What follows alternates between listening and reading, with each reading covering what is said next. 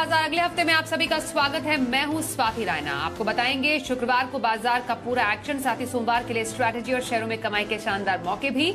आप हमें सवाल पूछिए, व्हाट्सएप करें 9582226666। सोशल मीडिया पर भी आप सवाल पूछें, फेसबुक पर @ZEE बिजनेस ऑनलाइन और ट्विटर पर @ZEE बिजनेस पर अपने सवाल भेजें #बाजार आज और कल लिखकर। और आपकी सोमवार की तैयारी कराने के लिए जी बिजनेस के मैनेजिंग एडिटर से जानेंगे, अनिल जी से समझेंगे कि कैसे आप सोमवार के लिए स्ट्रैटेजी रख सकते हैं बाजार के। और एक और खास मेहमान का परिचय करा दें, ट्रेडस्विर ब्रोकिंग के डायरेक्टर संदीप जैन हमारे साथ हैं। संदीप जी, बहुत स्वागत करते हैं आपका शो में। बातचीत करेंगे शुरू आपके साथ भी, लेकिन शुक्रवार का बाजार कैसा रहा सबसे पहले उस पर एक नजर डाल लेते हैं। तो शुक्रवार का दिन काफी ज्यादा इंपॉर्टेंट रहा क्योंकि आरबीआई मॉनेटरी पॉलिसी का ऐलान हुआ और दरों में बढ़ोतरी बाजार को रास आई। बाजार में शानदार तेजी देखी गई। सेंसेक्स 1000 से ज्यादा अंकों की बढ़त के साथ 57,427 के लेवल पर बंद हुआ। वहीं निफ्टी 250 अंकों से ज्यादा बढ़त के साथ 17,094 के लेवल पर बंद होने में कामयाब हुआ। बैंक निफ्टी और हफ्ते के आखिरी कारोबारी दिन बाजार में तूफानी तेजी कहां से आई, समझते हैं अनिल जी से। लगातार गिरने के बाद भारतीय बाजारों में आज दिखी दमदार तेजी। खुले तो आज फिर से भारतीय बाजार कमजोरी के साथ, क्योंकि अमेरिका से थे कमजोरी के संकेत खासतौर से बाजारों को, लेकिन दो बड़ी वजह थी जिसकी वजह से बाजार आज मजबूत हुए। पहली तो दुनिया भर के बाजारों की वजह, और वो वजह अमेरिकी बाजारों से या फिर डाउ फ्यूचर से नहीं आई, वो आई डॉलर इंडेक्स में कमी से। 115 वाला डॉलर इंडेक्स 112 के नीचे आ गया और ये कॉन्फिडेंस बनाता हुआ दिखा। जब भी डॉलर इंडेक्स कम होगा बाकी एसेट क्लास मजबूत होगी, चाहे वो कमोडिटीज हो या फिर इक्विटी, और उसी का असर सेंटिमेंट के तौर पर पड़ा दुनिया भर के बाजारों पर। और हमारी करेंसी भी आज अच्छी मजबूती के साथ शुरुआत करती हुई दिखी। तो ग्लोबल संकेतों में हमने डॉलर इंडेक्स को चुना जो फायदेमंद था। अब आइए हमारे अपने संकेत। कल सीरीज हो गई खत्म सितंबर की, और कल तक लगातार 4 दिन, इस हफ्ते के लगातार 7 दिन कल तक हम बहुत खराब थे। कल जितने भी तेजी करने वाले ट्रेडर्स पिछली सीरीज में फंसे हुए थे लॉन्ग पोजीशन बनाकर, तेजी की पोजीशन बनाकर, उनकी पोजीशन कल लगभग खत्म हो गई। ऑप्शंस की तो हो ही गई, बाकी भी कई सारे रोल ओवर्स नहीं कर पाए। तो एक ये था कि आज फंसे हुए तेजी करने वाले ट्रेडर्स ज़्यादा नहीं थे कि उछाल आए तो बेचे, उल्टा खरीदने का मन जब आपकी पोजीशन खाली हो जाती है। दूसरी बात, एफआईएस की इंडेक्स लॉन्ग पोजीशन जो हमने नई सीरीज की शुरुआत की वो सिर्फ 13% पर, जो कि लगभग लोएस्ट लेवल है फरवरी 2020 के बाद का। तो इतनी कम पोजीशन में इतनी शॉर्ट्स हैं तो और बढ़िया। तीसरी चीज़, बाजार बहुत हल्के, स्पेशली लॉन्ग साइड पर। और एक और ख़ास बात जो अक्टूबर की सीरीज के 2010 से हमने आंकड़े निकाले, पिछले 12 साल में सिर्फ एक बार अक्टूबर की सीरीज में बाजार नेगेटिव बंद हुए, हर बार ऊपर। और पिछली बार जून के महीने में ऐसा हुआ था, जब जुलाई की सीरीज की हमने शुरुआत की तो इंडेक्स में एफआईएस की लॉन्ग पोजीशन 15% थी और उस महीने बाजार जोर से भागे। सो हल्के बाजार और साथ ही साथ अच्छा माहौल, इन सब के चलते आज पहले दिन तेजी बनने में लगी। हमें देखकर धीमे धीमे डाउ फ्यूचर्स भी मजबूत हुए, बेहतर हुए, और भारतीय बाजारों के बंद होने के वक्त हरे निशान में थे। और इसी के दम पर एक के बाद एक बड़े लेवल पार करके निफ्टी आज फिर से 2 दिनों के बाद 17,000 के ऊपर बंद हुआ। बैंक निफ्टी भी 38,500 के ऊपर बंद होने में कामयाब रहा। तो 7 दिनों की कमजोरी पर आज एक ब्रेक लगा और हल्का सा यू टर्न भी। तो आइए अब आज के खास एक्सपर्ट संदीप जैन का रुख कर लेते हैं। संदीप जी, पॉलिसी आई, बाजार में तेजी लेकर आई, तो बाजार के लिए तो हैप्पी वीकेंड हो गया।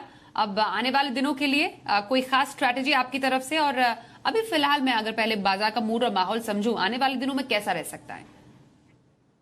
नहीं, बिल्कुल देखिए, माहौल तो आज अच्छा सपोर्ट लेके बाउंस जो लिया उससे माहौल ठीक हो गया। और मार्केट्स में देखिए कुछ तो जैसे अभी अनिल जी ने कहा कि ग्लोबल क्यूज में डॉलर इंडेक्स जो सबसे बड़ी प्रॉब्लम है, अगर दुनिया में डॉलर इंडेक्स चलने लग जाए तो बाकी सारे एसेट क्लास का रंग फीका पड़ जाता है। और आज जब वो डॉलर इंडेक्स ऊपर से थोड़ा नीचे आया तो उसने काफी हद तक थोड़ा जोश भरा मार्केट्स में भी। और ओवरऑल इंडिया में क्रेडिट पॉलिसी का भी दिन था, कल कटान भी थी, एक फ्रेश एक दिन था एक तरीके से आज ये मान लीजिए। तो उसकी वजह से देखिए एक बहुत बड़ी तेजी आज देखने को मिली। और सबसे बढ़िया बात ये भी था कि 16,800 एक बहुत ही अहम रेजिस्टेंस की तरह काम कर रहा था। और कल मैं दोपहर के शो में मैं कभी भी बढ़ चढ़ के इतना तेजी के बारे में नहीं कहता था, बट हमेशा कल जो मेरा कॉन्फिडेंस था कि मुझे ऐसा लग रहा था कहीं ना कहीं कि एक सारी चीजें जो कोइंसाइड होती है तो एक तेजी का माहौल, और मैंने एक कॉल यही दिया था कि बुलिश रहना चाहिए और 16,800 एक अच्छा सपोर्ट है, रिस्क रिवॉर्ड रेशियो बढ़िया है, यहां से बाउंस करेगा तो हो सकता है कि अब 17,400 500 एक लेवल है जहां पे जाके वापस से प्रॉफिट बुकिंग आएगी, बट उस लेवल तक मुझे लगता है कि जाना चाहिए। और जो स्मॉल कैप इंडेक्स है उसमें मेरी जो नजरें काफी बनी हुई रहती है, वो इंडेक्स भी कहीं ना कहीं एक अच्छा एक ट्रेंड लाइन पे सपोर्ट लिया है और मुझे लगता है कि माहौल थोड़ा बहुत वापस से सुधरना चाहिए, ऐसा मेरा मानना है। और अब कुछ स्ट्रैटेजीज की बात कर लें आपकी संदीप जी। किसी को हफ्ते भर का नजरिया रखना हो तो पोजिशनल व्यू के लिए कौन सा स्टॉक आज आप लेकर आए और लॉन्ग टर्म के लिए आपकी इन्वेस्टमेंट पिक आज कौन सी रहने वाली है? बिल्कुल, पोजिशनल पिक के तौर पे मैं प्रेस्टीज एस्टेट्स, ये रियल एस्टेट स्टॉक में मुझे ये स्टॉक काफी पसंद रहता है और जनरली इसका जो नेचर है मूवमेंट का वो ट्रेडिंग नेचर है और कहीं ना कहीं पोजिशनल के लिए सही रहता है, इसलिए मैंने इन्वेस्टमेंट कॉल के तौर पे कम देता हूं मैं इसको। तो मेरे हिसाब से 490 530 के टारगेट के लिए स्टॉक को लेना चाहिए और 430 का स्टॉप लॉस लगाए। पोजिशनल पिक के तौर पे प्रेस्टीज एस्टेट्स। ओके, तो प्रेस्टीज एस्टेट पोजिशनल व्यू के तौर पर संदीप जी की पसंद है।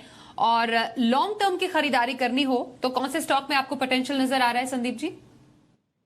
बिल्कुल, एक बेहतरीन कंपनी है एंड्योरेंस, और नाम में जब इतनी मजबूती हो तो लॉन्ग टर्म के लिए एंड्योरिंग रिटर्न्स के लिए एंड्योरेंस टेक्नोलॉजीज लेना चाहिए। और ये कंपनी देखिए, मैं ओवरऑल काफी ऑटो एंसिलरी स्टॉक्स रेकमेंड किया और इस स्टॉक को भी मैं काफी निचले लेवल से रेकमेंड करते हुए आ रहा हूं और मुझे ये स्टॉक इसलिए और भी बढ़िया लगता है कि इस कंपनी की पेडिग्री बहुत जबरदस्त है। और मिस्टर अनुराग जैन, जो कि मैं उनकी वेबसाइट भी देख रहा था, तो उनके अंकल मिस्टर राहुल बजाज, जो कि बजाज ग्रुप के चेयरमैन है, तो एक अच्छा खासा एक बजाज ऑटो के साथ जो रिलेशनशिप रहता है उसका भी बहुत बड़ा बेनिफिट मिलता है इस कंपनी को। और ओवरऑल ये कंपनी लार्जेस्ट 2 व्हीलर और 3 व्हीलर ऑटो कंपोनेंट मैन्युफैक्चरर है इंडिया की और largest aluminium die casting company in India. तो अपने क्रेडेंशियल्स बहुत ज्यादा है, ठीक है, एक शुरुआत में जो भी पेडिग्री मिले, बट ओवरऑल मुझे इस कंपनी के पेडिग्री और क्रेडेंशियल्स और मैनेजमेंट की क्वालिटी बहुत बढ़िया लगती है और बहुत सारे नए वर्टिकल्स इंट्रोड्यूस कर रहे हैं। स्ट्रैटेजिक एक्विजिशंस इन्होंने पास्ट में भी रिसेंटली किया इटली में एक कंपनी को, और मुझे ऐसा लगता है कि इस कंपनी के अगर फंडामेंटल्स देखते हैं तो वो और भी बेहतरीन है। मतलब जो पिछले अगर ग्रोथ की बात करें तो जरूर से थोड़ा बहुत कम हुआ है बिकॉज ऑफ 1-1.5 साल जो बीच में कोरोना की वजह से नीचे है, बट ओवरऑल 8-9% के लगभग की कंपनी ने ग्रोथ दिखाई है और ओवरऑल 14-15% का रिटर्न ऑन कैपिटल एम्प्लॉयड है। और सबसे बढ़िया बात यह कि 1990 से, मतलब यानी कि 2000 के लेवल से ऑलमोस्ट वहां से करेक्ट होकर 1400 के लेवल्स पे है और 1400 जो है इसका एक अच्छा खासा 200 डेमा का सपोर्ट है जहां पे ये अच्छा खासा रेजिलियंस दिखाएगा और मुझे लगता है उसको तोड़ना नहीं चाहिए। और मैं रिजल्ट्स देख रहा था कंपनी के, तो टॉप लाइन में बहुत जबरदस्त बढ़ोतरी आई है। 1700 करोड़ के सामने 2100 करोड़ की टॉप लाइन में ग्रोथ आई है जून 2021 के सामने जून 2022 में, और 97 करोड़ का पैट था उसके सामने 103 करोड़ का पैट है। सो ओवरऑल मुझे लगता है कि स्टॉक में बिल्कुल ध्यान देना चाहिए। प्रोमोटर्स की भी स्ट्रॉन्ग 75% शेयर होल्डिंग है और 16-17% करीब डीआईआईस की है, एफआईआईस की 7% और पब्लिक की सिर्फ 1.88। तो आप ये देखिए बहुत ही स्ट्रॉन्ग हैंड्स में ये स्टॉक है, एक छोटी इक्विटी है कंपनी की, तो मुझे लगता है कि अच्छा खासा ये स्टॉक परफॉर्म करेगा यहां से और बिल्कुल इस स्टॉक को ले 1650-1690 के टारगेट के लिए। ओके, एंड्योरेंस टेक्नोलॉजीज लंबी अवधि की खरीदारी का स्टॉक संदीप जी की पसंद। आइए अब एक कॉलर से बात करते हैं और जानते हैं उनका सवाल क्या है। बैरकपुर से साधन विश्वास हमारे साथ है। साधन जी स्वागत करते हैं, बताइए। मैडम, मैं बैरकपुर से साधन कुमार विश्वास बोल रहा हूँ। हाँ। मैं टाटा स्टील का 400 शेयर लिया था 121 में। 121 में, ओके। 121 में, तो अभी मैम क्या पोजीशन है, अभी मैं क्या करूँ? मैं तो माइनस में चल रहा है, नेगेटिव में चल रहा है। कब तक आप होल्ड करना चाह रहे हैं? मैडम मैं क्या सी सर, मैं थोड़ा बाहर हूँ ना। क्या बोला मैडम? कब तक होल्ड कर सकते हैं टाटा स्टील? हाँ, वही मैं पूछ रहा हूँ, कब तक होल्ड करना है? 121 में 400 शेयर लिया था मैं जनवरी में। ठीक है, नुकसान है अभी टाटा स्टील में इन्हें। क्या राय देंगे संदीप जी ने, कब तक होल्ड रख सकते हैं टाटा स्टील के पोटेंशियल के हिसाब से? तो ये टाटा स्टील तो देखिए लॉन्ग टर्म के लिए ही अब इनको रखना पड़ेगा। ओवरऑल देखिए मेटल्स में थोड़ी गिरावट थी और ये स्टॉक भी काफी वॉलेटाइल रहा है पिछले कुछ दिनों में, और काफी बड़ा एक कॉर्पोरेट एक्शन भी हुआ है, तो उसकी वजह से देखिए टाटा स्टील को तो फायदा पहुंचता है, बट ओवरऑल मेटल्स में काफी मंदी है। मैं अभी डॉलर इंडेक्स की बात कर रहा था, तो जब भी डॉलर इंडेक्स तेज रहता है तो मेटल्स में गिरावट रहती है, रिसेशन की बातें हो रही है, so it's not all that a great stock to invest in. जब भी इन स्टॉक्स में घुसे तो ये मान के चलिए कि आप ट्रेडर हो, ट्रेडिंग के हिसाब से अगर मेटल्स को लेते हैं तो बढ़िया रहता है। अपने स्टॉप लॉसेस टारगेट्स को प्री डिफाइन करें। These are not typical buy and forget stories जो हम जैसे कई स्टॉक्स को रिकमेंड करते हैं। तो मेरे हिसाब से इनको कहीं ना कहीं होल्ड करना चाहिए, और उछाल पे मैं तो कहूंगा कि निकल के दूसरे स्टॉक्स में स्विच कर जाएं, जैसे कि इवन फार्मा स्टॉक्स काफी करेक्टेड है, एफएमसीजी करेक्टेड है, और आईटी स्टॉक्स भी करेक्टेड है। तो even IT can be a good bet in the long run, and auto ancillaries या ऑटो स्टॉक्स वहां पे भी ध्यान दिया जा सकता है। ओके, तो टाटा स्टील उछाल पर आप निकलने का मौका तलाश सकते हैं। फार्मा, ऑटो एंसिलरी, ये कुछ ऐसे क्षेत्र है जहां पर आप खरीदारी के मौके तलाश सकते हैं। चलिए, तो राय रही टाटा स्टील पर। अगले कॉलर से बात करें। जबलपुर से जफर खान हमारे साथ है। जफर जी, स्वागत करते हैं। बताइए आपका कौन सा स्टॉक है? मना करा होगा पूरा। जी जी जफर जी, बताइए कौन सा स्टॉक है आपका? जी चेन्नई पेट्रोलियम। ओके, क्या लेवल से? 291 100 शेयर। कब तक रख सकते हैं? 6 महीने का है मेरा व्यू। 6 महीने का व्यू चेन्नई पेट्रो में। फिलहाल कुछ नुकसान में है। चेन्नई पेट्रो में अभी क्या स्ट्रैटेजी रख सकते हैं ये?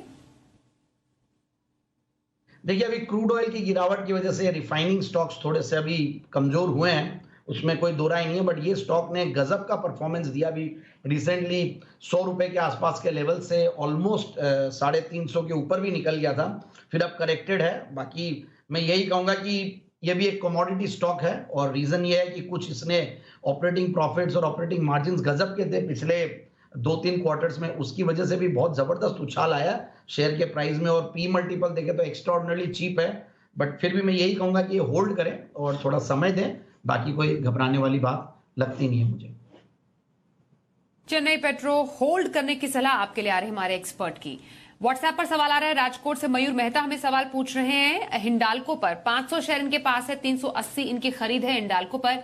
एल्यूमिनियम शेयरों में हमने तूफानी तेजी देखी। एलएमई रूस की कंपनी रूसल पर रोक लगा सकता है, और आपको बताएं कि ग्लोबल मार्केट में एल्यूमिनियम की कीमतों में तेजी भी देखने को मिली है। कुछ मुनाफे पर हैं ये अभी अपने स्टॉक में, क्या करें हिंडाल्को में? देखिए, बात सही है। कुछ ग्लोबल क्यूज की वजह से और थोड़े टेक्निकल रीजंस की वजह से ये पर्टिकुलर स्टॉक ऊपर आया। मैं रीजन यही दूंगा कि मेटल्स में फिर भी बहुत ज्यादा तेजी में नहीं बैठना चाहिए, क्योंकि जब भी अगर रिसेशन की बात होती है और डॉलर इंडेक्स वगैरह तेज होते हैं तो थोड़ा सा माहौल वीक ही रहता है मेटल्स में। तो इसमें भी मेरी वही राय रहती है। तो एक उछाल को आप एग्जिट के लिए यूज कीजिए, और ये ऑलरेडी प्रॉफिट्स में बैठे, तो मुझे ऐसा लगता है कि 420-25 एक अच्छा रेंज होगा जहां पे ये एग्जिट ले सकते हैं। ओके, हिंडाल्को एग्जिट लेने की सलाह आ रही है हमारे एक्सपर्ट संदीप जैन की तरफ से। आइए अब अगले कॉलर से बात करते हैं और जानते हैं उनका कौन सा स्टॉक है। हमारे साथ इस वक्त हैं शेख मोहिउद्दीन निजामाबाद से। बताइए सर, स्वागत है आपका। कौन से स्टॉक पर सवाल है? Good evening madam. जी मैडम, मैं वेदांता लिया था 314 से, अभी गिरावट है, 110 शेयर लिया था, उसका क्या पोजीशन रहेगा? कोई आपके माइंड में कोई होराइजन है, कब तक लेना चाह रहे हैं, रखना चाह रहे हैं? रखना चाह रहा हूँ मैडम, 6 महीने साल तक तो रखना बोल के सोच रहा हूँ। 6 महीने साल में वेदांता पर नजरिया क्या रहेगा आपका संदीप जी? गजब का आज माहौल बना है। देखिए, स्टील और एल्युमिनियम के 2 स्टॉक्स पहले आए, और क्रूड का एक स्टॉक आया, और ये कंपनी सारी चीजों की एक समावेश है। और वेदांता, देखिए, मैं बहुत ज्यादा बुलिश स्टॉक के लिए नहीं रहता वेरी फ्रैंकली, और रीजन ये है कि देखिए कुछ ना कुछ ऐसे चीजें होती है, और अभी भी रिसेंटली हुआ था कि सेमीकंडक्टर को लेकर हुआ था, तो काफी उछाल आया, फिर नीचे आया।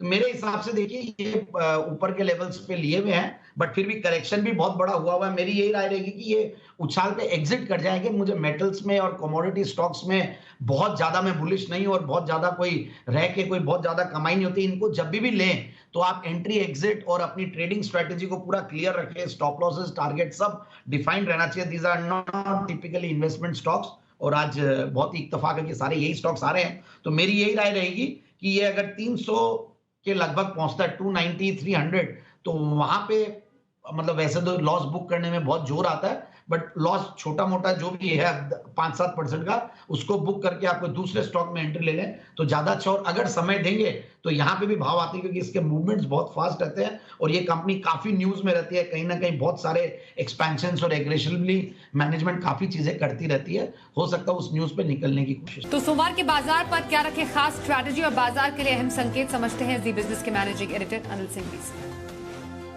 जहाँ तक सोमवार के बाजारों का सवाल है, देखिए बहुत सारी चीज़ें हैं। जब सोमवार को सुबह हम लौटेंगे तो हमें उनसे जूझना है। पहली चीज़ तो ये कि अमेरिका में किस तरह का सेशन रहता है। भारतीय बाजारों के बंद होने के वक्त लगभग 150 पॉइंट ऊपर डाउ फ्यूचर्स से, तो ऐसा भी नहीं कि कोई बहुत तोड़फोड़ बड़ी तेजी वाला संकेत मिल रहा हो, और आजकल कोई भरोसा है नहीं डाउ फ्यूचर्स का। तो पहले देखते हैं क्या होता है अमेरिका में, और सोमवार सुबह डाउ फ्यूचर्स क्या दिखते हैं। बाकी डॉलर इंडेक्स और अमेरिका के बॉन्ड यील्ड और यूरोप के महंगाई के आंकड़े, ये 3-4 ग्लोबल चीज़ें जिन पर फोकस करना है। लेकिन इनसे ज़्यादा अगर कोई एक ग्लोबल ट्रिगर हो सकता है कि नहीं पता नहीं, लेकिन हो सकता है, वो पुतिन साहब के बयान।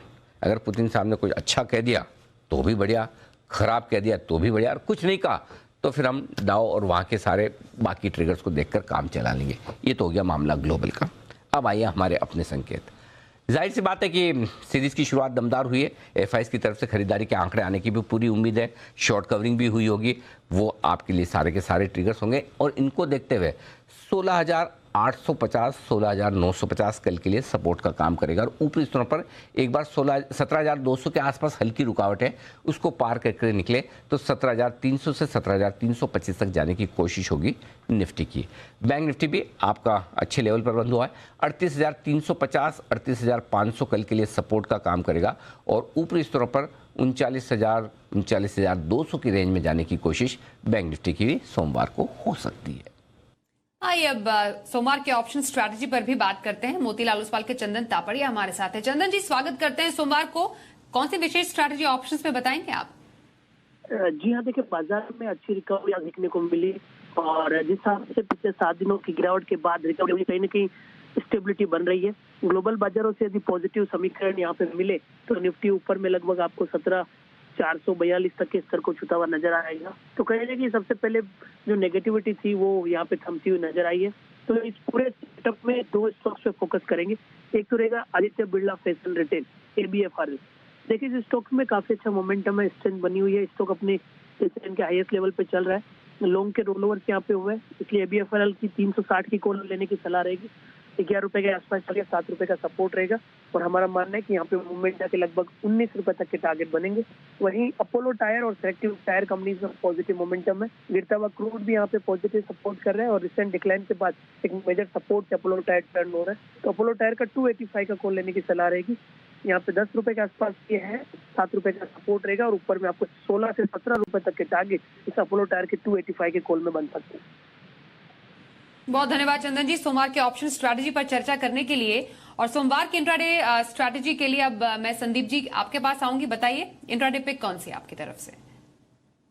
बिल्कुल ACC limited. In fact cement stocks में काफी माहौल बना हुआ है, और आज भी बहुत सारे सीमेंट स्टॉक्स अच्छा कर रहे थे। और ACC और अंबुजा देखिए अडानी ग्रुप के टेक ओवर के बाद बहुत बड़ा मूव दिया, फिर नीचे आया, कंसोलिडेट हुआ। तो इन लेवल्स पे लें। 2419 पे क्लोजिंग थी, 2450 2460 का टारगेट, 2401 का स्टॉप लॉस। सो इंट्राडे पिक के तौर पे ACC लिमिटेड।